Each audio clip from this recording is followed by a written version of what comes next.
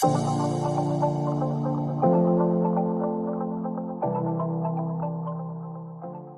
I went to live in Dubai for 9 years, I was exposed to fasting in a monumental way. I never fasted before. It wasn't really part of my Christian upbringing. I wasn't hearing a lot about it. I mean, I knew it was kind of a thing you'd read about in the Bible. The only thing I came close to fasting were those 40-hour famine, World Vision sleepovers the youth group would have up here at the church. But I can tell you the smell of Domino's pizza wafting through the back lane behind the hall was no coincidence. We could have fasted for weeks. So now I was in Dubai. I found myself surrounded by Muslims who I came to understand would fast for a month during Ramadan. It was part of their obedience to their religion. The reason they would fast was not bad at all. It would remind them to stay away from harmful or activities and behaviours. It was also a reason for them to be encouraged towards pious activities like prayer and reading and charity, all for Allah's, God's sake. I think we could all agree that's a great motivation for fasting. But what do you think is the problem of prescribing that someone must fast for a certain time, in a certain way, for a certain reason? I'll tell you the problem. The motivation has a tendency to move somewhat from the pious pursuit of God to just fulfilling the prescription of religion. And sometimes even that, reluctantly. Now, I appreciate that many, if not most, Muslims do use Ramadan to worship from the heart and enjoy that practice. But I can testify that many, I know, do not. Ramadan became to many I knew a festival of feasting. Feasting all night, sleeping all day. That is, in fact, if the Domino's wasn't wafting through the back lane at lunchtime, if you know what I mean. I knew people who said they had to go on a diet after a month of fasting. Furthermore, the Muslim fasting in Dubai would cause, for non-Muslim people, eating to be forbidden, and on the streets and on the beaches and in the parks. We weren't able to eat in public anyway.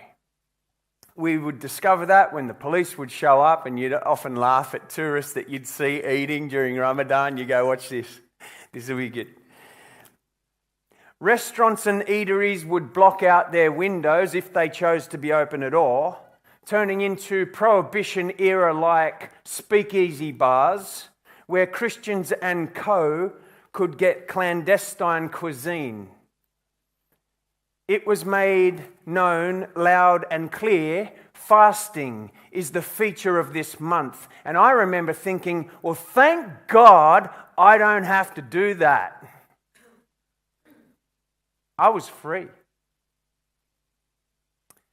What I've since discovered as I've grown in my faith, what I really meant was, thank God I don't have to do that if I don't want to. What I've also discovered in my journey is that there's been many occasions where I have wanted to and been blessed. We're talking about the well-ordered life this month, and today, of course, it's all about fasting. Do we have to? No. Should we? Yeah, probably. Can we benefit? Definitely. Now, we've been very practical in this series so far over the last couple of weeks. So I thought today we'd continue in the same vein. And last week, once we'd packed up pretty much our tea and coffee, a beautiful woman named Vanessa had come and presented a 2-tiered cake that Megan referenced to us. And we said to her, oh, look, some of us are already leaving. Do you mind if we freeze that cake so we can enjoy it together next week? She said, no problem. So I thought, given the topic, that we could all sit around and just look at that cake before we go home and don't have lunch. So what is Christian fasting all about? It's about focusing on God and our need of Him and His work in our lives by renouncing for a period of time something significant in our lives. You might suggest that the greater the significance of the thing we're renouncing in order to prioritize God, the sharper the focus. If I renounce wearing red socks for a month, it's hardly going to cause a sharp focus. If I renounce food, well, I have my attention focused, even if through my stomach. There's not a lot greater significance in life than food. I mean, it is a sustainer of life. So putting that aside can be a good help in focusing prayer and worship, prioritizing God. Perhaps we could put something else aside to help us focus on God. As that video suggested, some people put phones aside. Some people put social media aside. Maybe we put TV or coffee or even alcohol or sport aside. I know someone who fasted from furniture once. They sat on the ground. They slept on the ground. I presume they ate on the ground or standing up, but the furniture was not a part of their life. And it helped them focus on God. The point is that Christian fasting is an expression of dependence on God. It helps us to exalt God to His highest rightful position in our lives as more essential and primary than anything else we enjoy in life. It also says to us, it says to God, it says to our enemy, Satan and his army, that the thing from which we're fasting is not in control of me. It doesn't fulfill me, ultimately. And I'm not dependent on anything. But God, He fulfills me. And I depend on Him. Can you see what a powerful practice fasting can be in a well-ordered life? In the Old Testament, we see fasting commanded on one day. That was the Day of Atonement, when the sins of Israel would be conferred onto the head of the scapegoat, and that sin would be carried away. There was fasting there. And since that Day of Atonement pointed toward Jesus and His finished work on the cross, it was fulfilled in Jesus, crucified for sin, we are left now not with mandatory fasting, but voluntary fasting. Both in the Old Testament and the New Testament, we see voluntary fasting. So now there's no prescribed time, like the Day of Atonement, or even Ramadan, or even Lent in the Bible, but rather described times. when we see believers fast, either individually or corporately. For instance, Moses fasted in Exodus for 40 days and nights on Mount Sinai while he was receiving the 10 Commandments, emphasizing and demonstrating a profound connection with God. David fasted as he mourned for his sick child, highlighting David's deep sorrow and appeal to God. The people of Nineveh fasted in response to Jonah's preaching together. This showcases a community seeking repentance and God's mercy. Esther and the Jewish people fasted before Esther approached the king to plead for her people's lives, exemplifying fasting for protection and deliverance. You get the point. There's many reasons to call and cling and cry out and focus on God. Daniel, of course, fasted for guidance and understanding, for a prophetic vision, demonstrating that he was seeking spiritual insight. There's a lot of good reasons to fast in a well-ordered life. Do we have to? No, by command. But can we be helped? I would think. In these cases, fasting is the response of God's people faced with extreme and insurmountable circumstances. These people are greatly distressed and conscious of their utter helplessness. And so they suspend their normal eating habits in an urgent seeking of God. That's what fasting's pretty much all about. Suspending something in an urgent seeking of God and a priority of God. You see, outward fasting doesn't necessarily lead to an inward dependence on God, but it's most likely the opposite.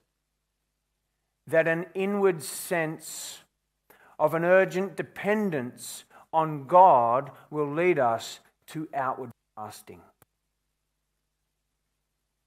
Therefore, God has not prescribed to his church fasting by command. That's not to say God doesn't invite us. It's not to say he doesn't even expect us. He does. But understood correctly, this is a special honor before God for his people and not a badge of honor before the world. This makes sense of what Jesus commands regarding Matthew 6, which was read for us today. He says, whenever you fast, notice, not if you happen to ever feel like fasting or get around to fasting. When you fast, don't be gloomy like the hypocrites, for they make their faces unattractive so that their fasting is obvious to people. Truly, I tell you, they have their reward. But when you fast, put oil on your head and wash your face, so that your fasting isn't obvious to others, but to your Father who is in secret, and your Father who sees in secret will reward you. Once again, we see God values authenticity, doesn't he? He's all about authenticity. And so does anyone in step with the Spirit, because they will fast and pray in secret. The hypocrites did not. Evidently, they would walk around melancholy, maybe disheveled, somewhat disfigured, and it was obvious they're fasting because they're struggling. They look a mess. And then the human praise would start.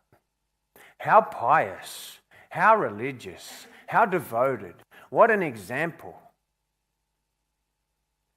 Well, Jesus says that's their reward.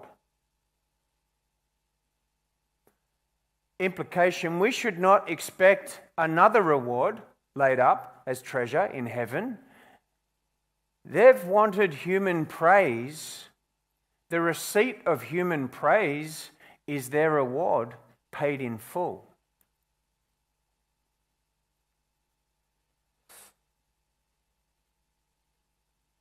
Fasting is very much connected to prayer, as it is reaching for God, more than it is renouncing of food. It's not actually about renouncing food and just being hungry and just trying to keep that out of your mind so you just don't eat. We move away from the renouncing of food to focus on reaching for God at the heart of Christian fasting. The renouncing is the means to the end is the reaching. Previously in this same chapter where Jesus just talked about fasting, we'll remember he talked with instructions on prayer, sounding extremely similar. He says in verse 6 of the same chapter, when you pray, go into your private room, shut your door, and pray to your Father who is in secret, and your Father who sees in secret will reward you. Same thing. Same with prayer, same with fasting.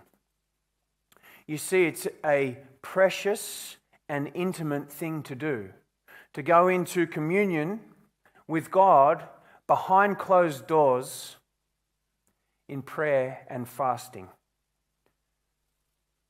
A well-ordered life will value that.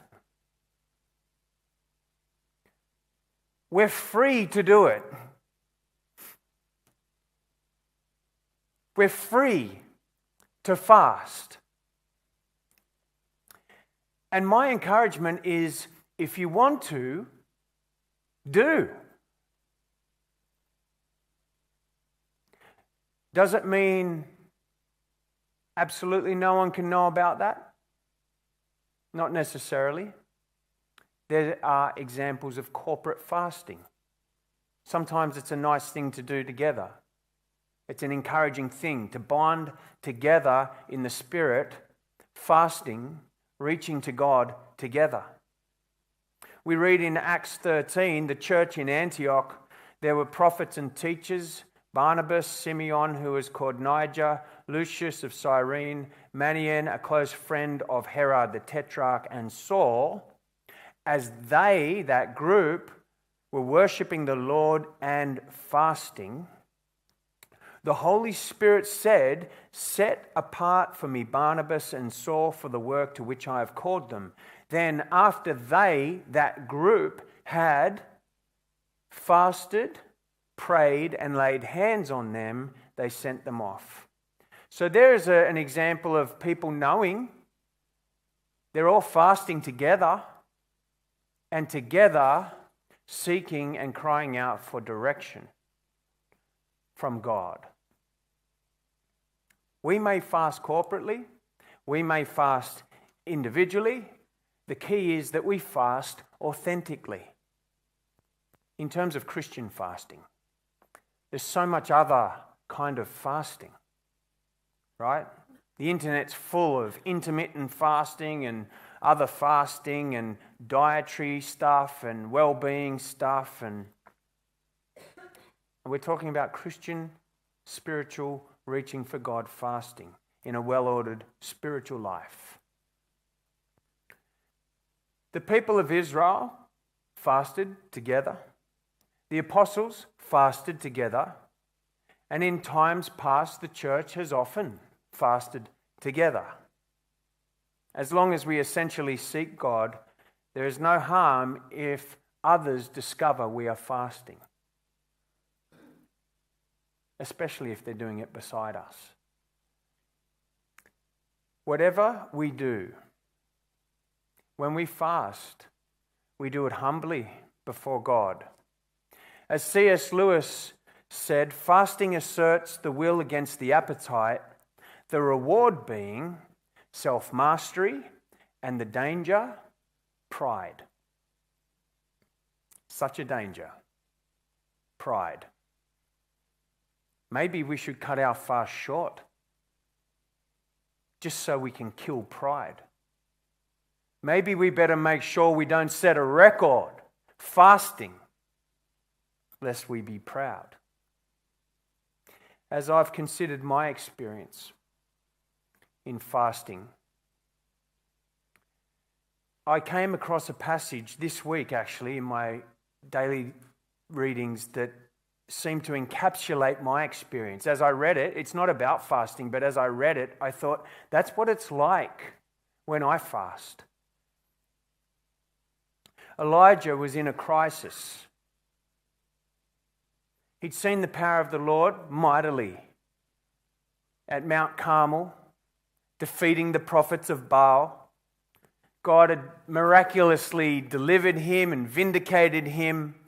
But then Elijah, somehow, in the light of that victorious and faithful history with God, Elijah somehow became very fearful and ran and hid and worried. And I could identify with that. And it was irrational, but his problems looked bigger than his God. He basically gave up. He asked God to take his life. I quit. This was a crisis for Elijah. He was desperate in need for God to show up. Now, we don't read that Elijah fasted here.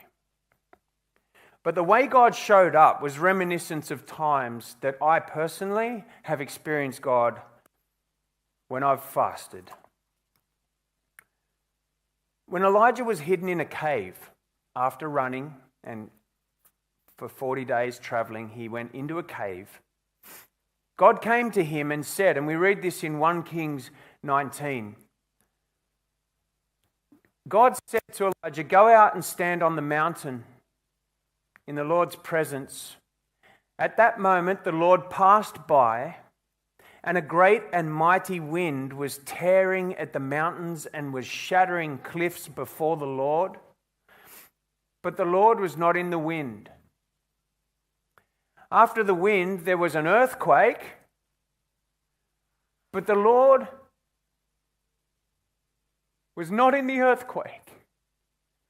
So stuff's howling and screaming and shaking, and he can't find the Lord in it. After the earthquake, there was a fire, but the Lord was not in the fire. And after the fire, there was a voice,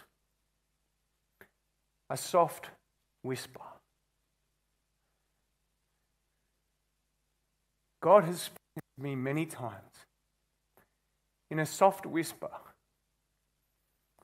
after chaos.